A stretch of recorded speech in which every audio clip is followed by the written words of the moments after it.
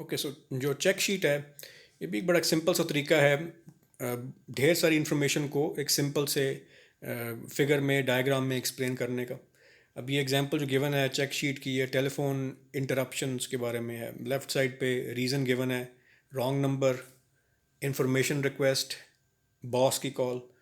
अब जो बंदा अपना काम कर रहा है वो अंदाज़ा लगा रहा है कि जी मेरे काम में इंटरप्शन कब हुई है, जब कोई मुझे रॉन्ग नंबर से कॉल आई है, या इन्फॉर्मेशन के बारे में रिक्वेस्ट है जो कि इन्फॉर्मेशन मैं नहीं दे सकता, कोई और देगा, या बॉस की कॉल आई, उसको भी वो इंटरप्शन में काउंट कर रहा है, विच इज़ स्ट्रेंज, लेकिन चलो खैर, हो सकता है उसका बॉस उसको तंग कर रहा हो बहुत ज़्यादा बिला वजह। सो इंटरप्शंस जो हैं वो डेज़ के लिहाज से आगे उसने डिफ़ाइन की हुई कि मंडे को कितने रॉन्ग नंबर कॉल्स आई। तो वो 4 जो वर्टिकल बार्स हैं उनको फिर क्रॉस उसने किया एक डायगनल बार से, तो टोटल कितने बनते हैं? 5। ठीक है जी, 5 कॉल्स ऐसी आई मंडे को जो कि रॉन्ग नंबर्स थे। ट्यूसडे को 2, वेंसडे को 1, थर्सडे को 5, फ्राइडे को 5 + 2 7, और वो टोटल जो हैं उसके बने हफ्ते के लिहाज से 20 रॉन्ग नंबर्स उसको आएंगे जो कि इंटरप्शंस थी। इंफॉर्मेशन रिक्वेस्ट के लिहाज से भी उसने कैलकुलेट किया, वो 10 थे पूरे हफ्ते में। बॉस को की जो कॉल्स हैं वो 19 उसने काउंट की। तो ये हर जो एक सेपरेट फैक्टर है, हर फर्क इंटरप्शन के उसने टोटल लेफ़्ट टू राइट उसने ऐड अप कर लिए। वो हर दिन के लिहाज से भी टोटल्स कर रहा है, टॉप टू बॉटम आप देखें। रॉन्ग नंबर्स 5 हैं मंडे को, इन्फॉर्मेशन रिक्वेस्ट 2 हैं, बॉस की भी 5 कॉल्स हैं, तो टोटल उसकी जो मंडे को कॉल्स जो इंटरप्शन में वो काउंट कर रहा है वो 12 है। ट्यूसडे को वो जो काउंट कर रहा है टोटल 6, वेंसडे को 10, थर्सडे को 8, फ्राइडे को 13, और टोटल कुल मिला के 49 बन जाती हैं फॉर द इंटायर वीक, जो तमाम कॉल्स उसने काउंट की हैं। तो ये आपको बहुत सारी इन्फॉर्मेशन कन्वे कर रहा है ये डायग्राम। डेली बेसिस पर भी आप देख रहे हैं टोटल कितनी इंटरप्शंस हैं, डेली और वीकली बेसिस पर आप देख रहे हैं कि जी based on type of interruption कितनी फॉर एग्जांपल रॉन्ग नंबर्स हैं, और वो टोटल आपको इंटरप्शंस भी बता रहा है। तो ये एग्जांपल इंटरप्शंस के लिहाज से, या आप ऑपरेशंस में किसी भी तरह से आप कर सकते हैं। फॉर एग्जांपल एक रिटेल स्टोर है जहाँ पर मुख्तलिफ क्यूज़ बनी हुई हैं, 3 काउंटर्स हैं, वो तीनों काउंटर्स के लिहाज से देख सकते हैं कि मंडे को काउंटर नंबर 1 पे कितने कस्टमर्स खड़े थे, ट्यूसडे को कितने खड़े थे, वेंसडे को कितने खड़े थे, क्यू नंबर 2 पे कितने थे, क्यू नंबर 3 पे कितने थे। तो वो आपको बहुत सारी इन्फॉर्मेशन जो होगी रिगार्डिंग दैट वीक आपको उस एक सिंपल से डायग्राम से मिल जाएगी through your check sheet. So it is a useful tool जो कि इस्तेमाल किया जाता है अक्सर ऑर्गेनाइजेशंस के अंदर, जहाँ पे डेली और वीकली बेसिस पर आपने इन्फॉर्मेशन को जमा करना है, और at the end of the week कोई रिपोर्ट अगर आपने बनानी है तो आप चेक शीट को यूज़ कर सकते हैं उस फाइनल रिपोर्ट को बनाने में। Number 5 is the fish bone diagram. Fish bone diagram जो है वो इसलिए इसका नाम फिश बोन है क्योंकि आप देख सकते हैं शक्लन, it looks like a fish bone. और जिस बंदे ने बनाया था, अगेन वो एक जापानीज़ बंदा था, डॉक्टर इशिकावा उसका नाम था, इसलिए इसको इशिकावा डायग्राम भी कहते हैं। ISHIKIWA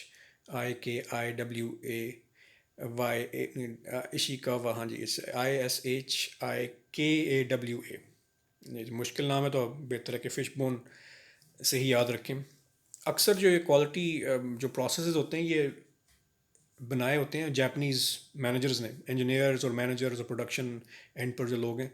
क्वालिटी वाइज दो कंट्रीज़ बड़ी मशहूर हैं दुनिया में, एक जापान और एक जर्मनी।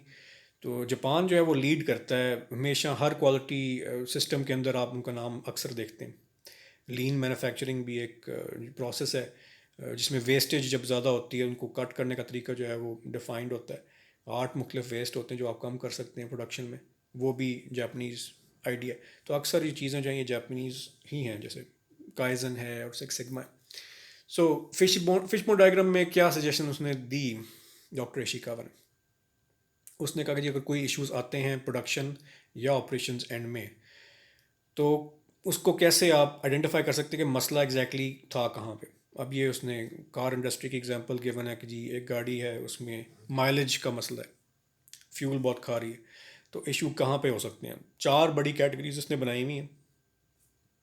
ऊपर आप देखें तो पीपल लिखा हुआ है और इक्विपमेंट।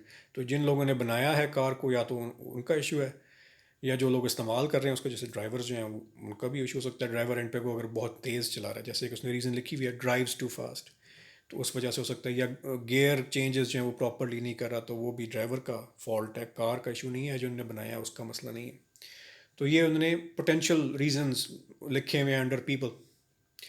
इक्विपमेंट का मसला हो सकता है, टायर्स का इशू है, अगर वो उनमें हवा कम है तो because of that there is more fuel being used, या ट्यून नहीं हुई भी गाड़ी तो वो भी इशू हो सकता है। जो नीचे जो दो फैक्टर्स लिखे हुए हैं उसमें मटेरियल्स हैं और मेथड्स। मटेरियल से मुराद है कि जो रॉ मटेरियल इस्तेमाल किया गया उसको बनाने में, या जो इस्तेमाल हो रहा है उसको चलाने में। रॉन्ग गैसोलीन की जो तेल है वो मिलावट शुदा है, ठीक है जी। या रॉन्ग टायर कंपाउंड, ये भी इशू हो सकते हैं। हमारे यहाँ वैसे इतने उसको कंसिडर नहीं किया जाता, बट इन सम कंट्रीज़ जहाँ पर स्नोफॉल बहुत होती है वहाँ पे स्नो टायर्स इस्तेमाल अगर ना करें तो that is a problem. And there in some countries जहाँ पे बारिश ज़्यादा होती है वहाँ पे रेन टायर्स होते हैं या स्लिक्स होते हैं, तो वो रॉन्ग टायर कंपाउंड की वजह से भी मसला हो सकता है। या मेथड्स, पुअर ड्राइविंग हैबिट्स भी हो सकते हैं overall. So it could be a number of things. Methods के अंदर वैसे प्रोडक्शन मेथड्स ज़्यादा बेहतर एग्जांपल होगी कि जिस तरह से बनाया गया है प्रोडक्ट को, रॉ मटेरियल मटेरियल्स में आ जाएगा, लेकिन जो असेंबली लाइन है, जो वर्कर्स हैं प्रोडक्शन एंड पर, क्वालिटी कंट्रोल सिस्टम्स जो हैं उनमें अगर कोई चीज़ कम रह गई है, कमी पेशी हुई है, तो उसकी वजह से तो इशू नहीं हुआ। So these are all different factors जो कि आपको इन चार बड़ी कैटेगरीज के अंदर, पीपल, इक्विपमेंट, मटेरियल्स और मेथड्स के अंदर आपको नज़र आएगा कि कहीं ना कहीं आइडेंटिफाई हो जाएगा मसले का जो रूट कॉज है। What is the root cause, वो एक से ज़्यादा भी हो सकते हैं। तो ये भी एक सिंपल सा डायग्राम है, लेकिन इसमें काफ़ी सारी इन्फॉर्मेशन जो है वो आप इजीली कैलकुलेट कर सकते हैं। फिशबोन डायग्राम्स आमतौर पे इस्तेमाल तब करते हैं प्रोडक्शन मैनेजर्स जब अभी न्यू उनके सामने कोई मसला आए और वो सिर्फ अभी बैठ के सोच रहे हैं उसके बारे में कि जी ये इशू कहाँ पर हो सकता है, किस एंड पर इशू हो सकता है। तो उसको ज़रा एक ऑर्गेनाइज तरीके से अगर वो अपने सामने ये डायग्राम बना ले पेज पे भी, उसी के अंदर वो फिल इन कर सकते हैं कि जी कहाँ कहाँ पर इश्यूज़ आ सकते हैं पोटेंशली, और उनको फिर वन बाय वन पे वो देखे कि जी इशू नंबर 1 2 3 4 जो इश्यूज़ नहीं हैं उनको क्रॉस आउट करता जाए, और बिल आखिर वो एक प्रोसेस ऑफ एलिमिनेशन से बिल आखिर पहुंच जाएगा जहां पर एक्चुअल इशू है। तो ये काफ़ी सिंपल सा डायग्राम है, लेकिन काफ़ी इफ़ेक्टिव एक डायग्राम है जो कि अक्सर इस्तेमाल किया जाता है by production managers and operation managers. तो अभी तक जो हमने डिस्कस किए हैं पॉइंट्स, 5 हमने पॉइंट्स डिस्कस किए हैं। नेक्स्ट लेक्चर में इसको हम कंटिन्यू करेंगे, बाकी जो 3 पॉइंट्स रिमेनिंग है। नोट्स में खैर ये सारे पॉइंट्स मेंशन है, सो यू कैन रीड, लेकिन उसको हम कंटिन्यू फिर भी करेंगे और वहीं से फिर आगे हम अपनी डिस्कशन स्टार्ट करेंगे in the next lecture. Thank you.